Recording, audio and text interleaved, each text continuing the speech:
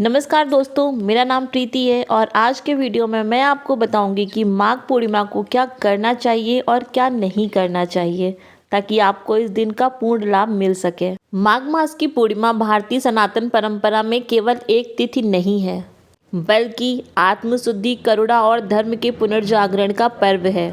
गंगा के तटों से लेकर गांव की गलियों तक, दीपों की लौ से लेकर मन के भीतर उठती श्रद्धा तक, माघ पूर्णिमा मनुष्य को अपने कर्मों का लेखा जोखा करने का अवसर देती है। दोस्तों, इस कथा के माध्यम से आपको पता चलेगा कि आपका व्रत, स्नान, दान, साधना सार्थक कैसे होंगे। चलिए बिना देर किए अपने वीडियो की शुरुआत करते हैं। प्राचीन ग्रंथों के अनुसार माघ मास में जल, मन और वाणी, इन तीनों की शुद्धता का विधान है। पूर्णिमा का चंद्रमा मन का प्रतीक है। जब वह पूर्ण होता है तब मन की वृत्तियां भी उजागर होती हैं। इस दिन किए गए शुभ कार्य अनेक जन्मों के दोषों को खत्म कर देते हैं। कहा जाता है कि देवगण इस तिथि पर तीर्थों में विचरण करते हैं, इसीलिए इस दिन सत्कर्मों की परीक्षा और दुष्कर्मों के विरति का संदेश देता है। माघ पूर्णिमा में क्या करना चाहिए, ध्यान से सुनिएगा। ये सब जानना आपके लिए अत्यंत आवश्यक है। सूर्योदय से पहले उठे, संभव हो तो गंगा, यमुना, सरस्वती, नर्मदा या किसी पवित्र नदी में स्नान करें। ऋषि बताते हैं कि ब्रह्म मुहूर्त का स्नान मन की ग्रंथियों को खोल देता है, परंतु यदि संभव ना हो तो घर पर ही जल में गंगा जल, तुलसी, तिल मिलाकर स्नान करें।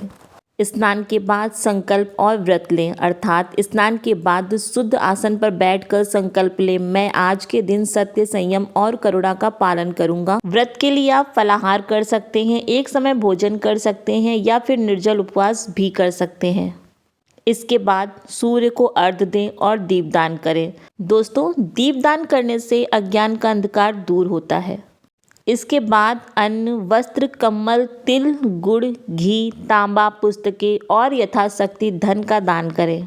दान किसे करना चाहिए? ब्राह्मण, साधु, निर्धन, वृद्ध, विधवा, असहाय। जब भी आप दान करें तो सच्चे मन से करें, मन में कोई दुविधा नहीं होनी चाहिए। इसके बाद विष्णु सहस्त्रनाम, गीता का पाठ करें, शिव जी को याद करें, गायत्री जप करें। माघ पूर्णिमा से जुड़ी कथा सुने और सुनाएं, यह अत्यंत फलदायी होता है। हम आपको वीडियो में आगे एक कथा सुनाएंगे, इसलिए वीडियो को पूरा देखें, बीच में ना छोड़ें। इसके अलावा रोगियों की सेवा करें, पक्षियों के लिए दाना पानी रखें। सेवा में अहंकार नहीं, केवल कृतज्ञता होनी चाहिए। रात्रि में चंद्रमा को अर्घ्य दें तथा भजन और कीर्तन करें। दोस्तों, चंद्र को अर्घ्य देने से और चंद्र दर्शन करने से मन की चंचलता शांत होती है। दोस्तों, हमने आपको बता दिया कि माघ पूर्णिमा पे क्या करना चाहिए और अब हम जानेंगे कि माघ पूर्णिमा में क्या नहीं करना चाहिए। दोस्तों, माघ पूर्णिमा के दिन झूठ ना बोलें, चुगली ना करें तथा अपशब्दों का प्रयोग ना करें, क्योंकि वाणी का दोष व्रत का फल हर लेता है। हिंसा और क्रोध ना करें, तामसिक भोजन और नशा ना करें, आलस्य और विलास ना करें। दिन भर सोना अनावश्यक विलास या दिन साधना का है, भोग का नहीं। अपवित्रता से दूर रहें, गंदे वस्त्र ना पहनें, शुद्ध स्थान पर पूजा करें। स्वच्छता ही आध्यात्मिकता की पहली सीढ़ी है। इसके अलावा दिखावा और अहंकार का त्याग करें। दान का प्रदर्शन, स्वयं की प्रशंसा अत्यधिक गलत है। अहंकार करने से पुण्य नष्ट हो जाता है। जहाँ अहंकार होता है वहाँ पर फल प्राप्त नहीं होता। दोस्तों, अब हम आपको एक कथा सुनाएंगे जिससे आपको ये सभी चीज़ें अच्छे से समझ में आ सके। गंगा के तट से कुछ दूर माधव नाम का एक ग्रामवासी रहता था। बाहर से वह धर्मपरायण दिखता था। हर माघ पूर्णिमा स्नान, माथे पर तिलक, हाथ में माला, पर भीतर से उसका मन अशांत था। क्रोध करना उसकी आदत बन चुका था और वाणी में कटुता घर कर गई थी। माधव के पिता कठोर स्वभाव के थे। बाल्यकाल में मिली डांट और उपेक्षा ने माधव के भीतर असुरक्षा भर दी। वही असुरक्षा आगे चलकर क्रोध बनी। वह पूजा करता पर क्षमा नहीं सीख पाया। एक बार माघ पूर्णिमा में माधव ने ब्रह्म मुहूर्त में स्नान किया। घर लौटते समय नाविक से झगड़ा पड़ा। घर आकर दान किया पर सेवक को अपमानित कर दिया। रात को चंद्रमा देखा, परंतु मन में कोई भी शांति नहीं थी। माधव दुविधाओं में उलझा हुआ था, उसे कुछ समझ नहीं आ रहा था। अगले दिन एक साधु गांव में आए। माधव ने उनसे पूछा, मैं सब करता हूँ, फिर शांति क्यों नहीं? साधु मुस्कुराए और बोले, क्योंकि तुम स्नान जल में करते हो पर क्रोध में डूबे रहते हो। यह वाक्य माधव के भीतर उतर गया। अगली माघ पूर्णिमा में माधव ने अलग संकल्प लिया, आज मौन रखूंगा, किसी का अपमान नहीं करूंगा और एक व्यक्ति की निस्वार्थ सेवा करूंगा। उसने पवित्र नदी में स्नान किया, परंतु इस बार सिर्फ तन को नहीं बल्कि उसने अपने मन को भी धोया। माधव ने एक वृद्ध इंसान को रास्ता पार कराया, एक भूखे बच्चे को भोजन कराया और घर लौटकर सेवक से क्षमा मांगी। आश्चर्य, उसके भीतर हल्कापन महसूस हुआ उसे। रात में जब उसने चंद्रमा को देखा तो पहली बार उसकी आंखें नम हुई। उसे लगा जैसे चंद्रमा कह रहा हो, आज तुम पूर्ण हो गए। उस साल माधव के संबंध सुधरे, व्यापार में स्थिरता आई और सबसे बढ़कर मन की शांति मिली। गृहस्थ व्यक्ति पूजा परिवार के संग करें और अन्नदान करें। विद्यार्थी एकाग्रता हेतु गायत्री जप सेवा करें। साधक मौन ध्यान रात्रि जागरण करें। नदी में स्नान ना कर सकें तो विधि पूर्वक घर पे स्नान करें। स्वास्थ्य अनुमति ना दे तो मन का व्रत रखें। दान सामर्थ्य ना हो तो सेवा और मधुर वाणी भी दान है। पद्म पुराण, स्कंद पुराण और मत्स्य पुराण में माघ मास को विशेष पुण्यदायी बताया गया है। इन ग्रंथों के अनुसार माघ पूर्णिमा के दिन किया गया दान, स्नान और जप सामान्य दिनों की अपेक्षा कई गुना फल देता है। दोस्तों, कहा जाता है कि इन दिनों प्रयागराज में स्वयं भगवान विष्णु वास करते हैं और देवता मानव रूप में पुण्य अर्जित करने आते हैं। माघ स्नान का जल केवल तन को ही नहीं अपितु मन को भी शुद्ध करता है। शास्त्रों में जल को स्मृति का वाहक माना गया है। जब व्यक्ति श्रद्धा के साथ स्नान करता है तो उसके भीतर जमी नकारात्मक प्रवृत्तियां शिथिल होने लगती हैं। यही कारण है कि माघ पूर्णिमा का स्नान अत्यंत आत्मिक उपचार भी है।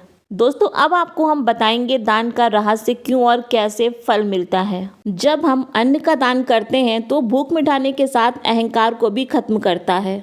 वस्त्र का दान करने से सम्मान और आत्मविश्वास बढ़ता है। ज्ञान का दान करने से अज्ञान से मुक्ति मिलती है। सेवा दान से कर्म बंधन से छुटकारा मिलता है। शास्त्र कहते हैं, दान वह नहीं जो दिया जाए, दान वह है जो किसी की पीड़ा को कम कर सके। माघ पूर्णिमा का दान यदि मौन भाव से किया जाए तो वह कई जन्मों तक फल देता है।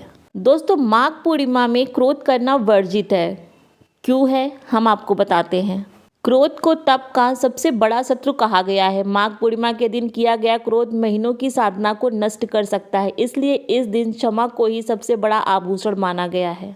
माघ पूर्णिमा के दिन दिखावा नहीं करना चाहिए। दान या व्रत का प्रदर्शन करना अहंकार को जन्म देता है। अहंकार वह दीमक है जो पुण्य के वृक्ष को भीतर से खोखला कर देता है। इसलिए अहंकार या दिखावा नहीं करना चाहिए।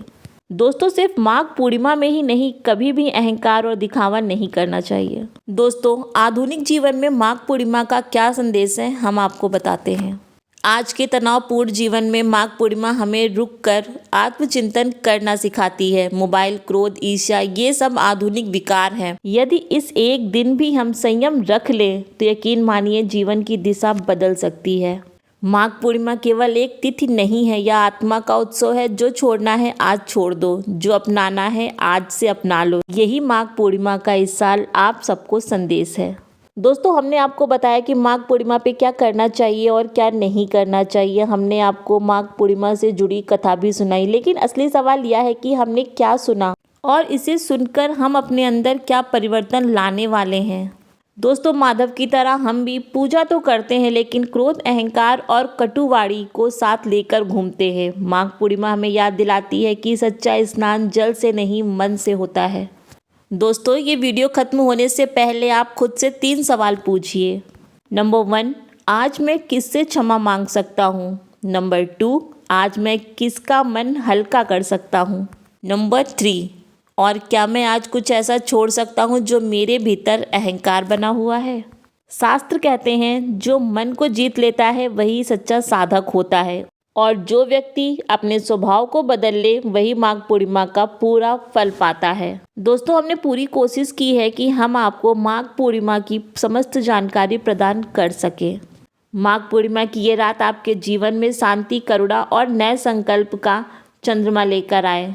इसी प्रार्थना के साथ हम इस वीडियो को समाप्त करते हैं। अगर ये कथा आपको अच्छी लगी हो तो इसे लाइक करें और दूसरों तक ज़रूर पहुंचाइए। शायद आपका एक शेयर किसी और का जीवन बदल सके। हमारे चैनल को सब्सक्राइब जरूर करें ताकि ऐसी और भी सच्ची कथाएं आप तक पहुंच सकें और आपके जीवन में प्रकाश बनकर आती रहें। मिलेंगे एक नई कथा के साथ, एक नई जानकारी के साथ। तब तक भगवान विष्णु आप पर अपनी कृपा बनाए रखें। वीडियो देखने के लिए थैंक यू सो मच, क्योंकि आपके सपोर्ट से ही हमें प्रेरणा मिलती है। हम अच्छे वीडियोस आपके लिए लेकर आते हैं।